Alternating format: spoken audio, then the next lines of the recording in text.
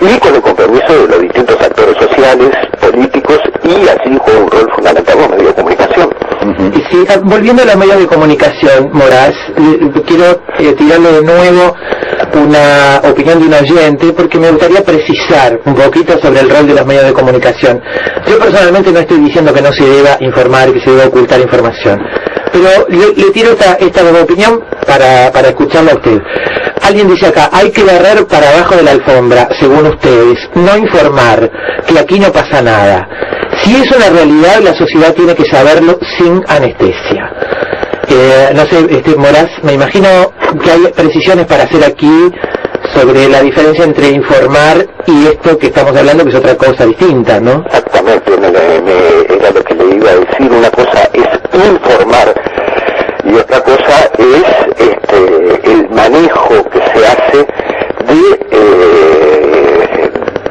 del hecho. Realmente a mí personalmente me produce indignación moral por sensibilidad, pero aparte es en términos utilitarios, en términos estrictos, ustedes lo decían al comienzo, no es pedagógico, porque realmente es un espejo en el cual los jóvenes y los no jóvenes delincuentes se observan, adquieren notoriedad, suceso, prestigio, etc. Tampoco es terapéutico, porque realmente las víctimas no van a tener compensación por la exhibición morbosa que se hace de las tragedias personales. Y hacia la sociedad tampoco, creo yo. Tampoco es veraz, Moraz. ¿Sabe por qué no es veraz? Emitir 48 veces en 2 días este video le da una espectacularidad que lo pone encima del tapete como si fuera lo peor que nos ha pasado. El propio fiscal Subía decía sobre este caso que hay casos donde la gravedad es mucho mayor. Un disparo de frente y rápido fue este caso, y él decía, he tenido casos en los que se busca a la víctima a lo largo de los mostradores.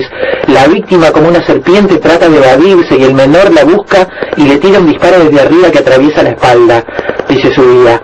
No teníamos un video de esto que dice Subía. Por lo tanto, el video que vimos tiene una dimensión que no tiene otra noticia, que sí existe, que también pasa, y que los canales no la ponen, dicho por ellos mismos, porque no tienen suficientes cámaras y porque no tienen videos, y no pondrían más de lo que estamos viendo. Simultáneamente con el asesinato del trabajador de la pasiva, hubo una muerte contra una mujer, un ataque contra una mujer que terminó siendo decapitada, y no hay un video para mostrarlo. ¿Cuántas veces lo hubiéramos mostrado? ¿Por qué tiene más relevancia un disparo?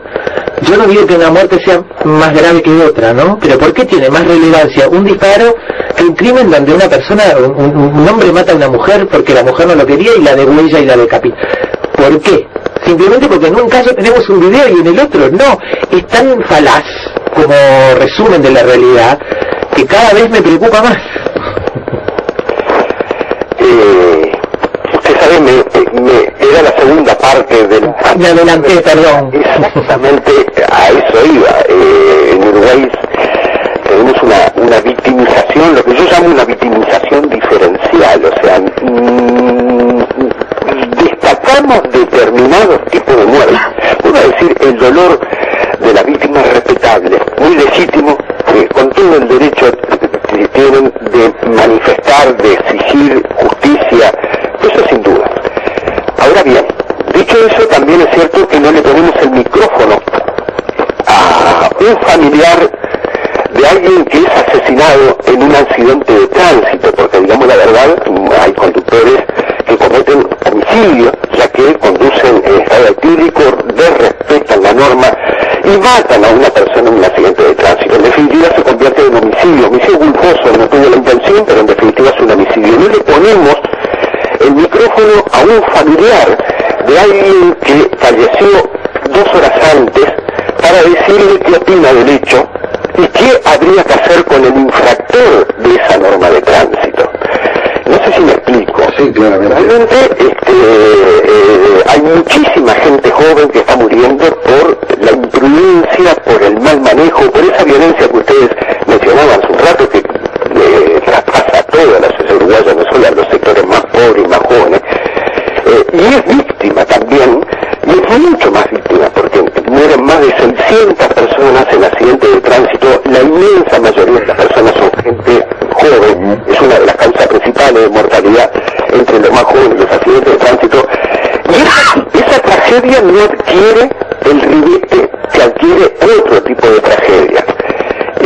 Entonces, yo creo que también los medios de comunicación, en definitiva, hacen una selección de aquello que exhiben, que muestran, que exacerban determinados tipos de situaciones, y lo peor es que creo que alimenta también determinado tipo de respuesta, porque les confieso algo que es muy personal. Me resulta muy difícil a los sociólogos, aquellos que nos especializamos en este tema, plantear en esta coyuntura de la sociedad, con este grado de estrés que tiene, de que las medidas tienen que ser integrales, que tienen que ser a largo plazo, que hay que pensar en alternativas, que en realidad cerrar la boca de pasta base poco sentido tiene si los jóvenes siguen consumiendo pasta base. La verdadera solución al problema es tratar de desestructurar las causas, las condiciones, las circunstancias que llevan a que los jóvenes tengan que canalizar su frustración consumiendo pasta base. Ahora, Moraz, usted sabe que la respuesta a eso es a largo plazo. Mientras tanto, ¿qué hacemos? Es que eso me lo decían en el año 1990, cuando sacaron una ley de urgente conciliación. Moraz, eso es para largo plazo. Ahora vamos a eso es de idealistas, de románticos. Es un romántico, pero ahora tenemos un problema. Me lo decían en 1990, en 1995, con la ley de seguridad ciudadana, también lo decían, hay que tomar soluciones ahora, eso es a largo plazo. Lo decía en el año 2000, y yo lo que veo es que estamos corriendo un serio riesgo, porque hay un claro desbalance de la libertad en procura de la seguridad. Empezar con los allanamientos nocturnos, empezar con pedir documentos al que porta cara, y ese tipo de medidas yo creo que nos llevan hacia un camino que no tiene retorno. Cuidado, México sacó el ejército a la calle para declarar, hace 6 años, para declararle la guerra al narcotráfico. Hay más de 50.000 muertos. Los degollados allá no se cuentan de a uno, se cuentan permanentemente de a decenas, centenas.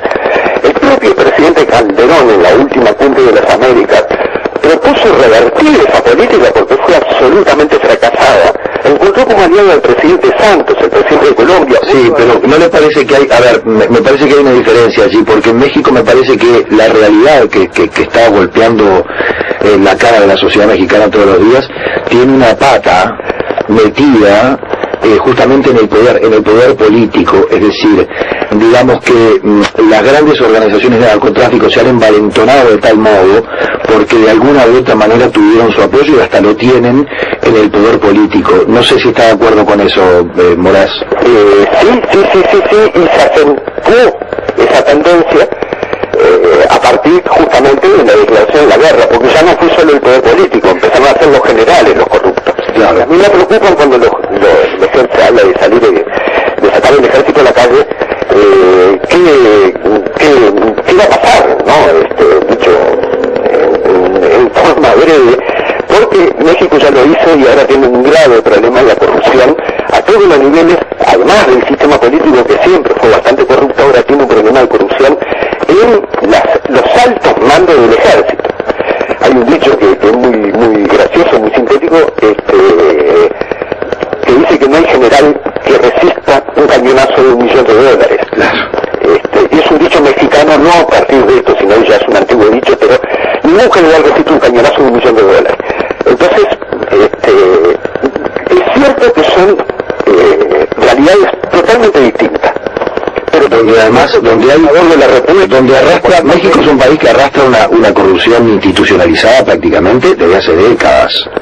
Hay dichos populares incluso que de alguna u otra manera reflejan lo que es cómo con el correr del tiempo, con el transcurso del tiempo, la corrupción se ha institucionalizado y se ha legitimado en la sociedad.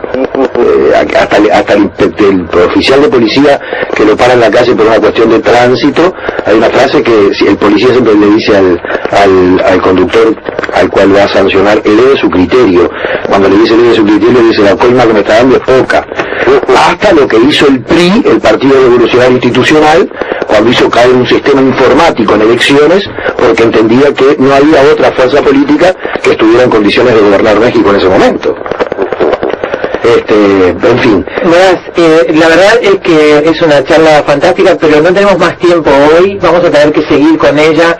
Hemos recibido muchas cosas, muchos mensajes de los oyentes, y le vamos a proponer volver a encontrarnos en breve, si le parece bien.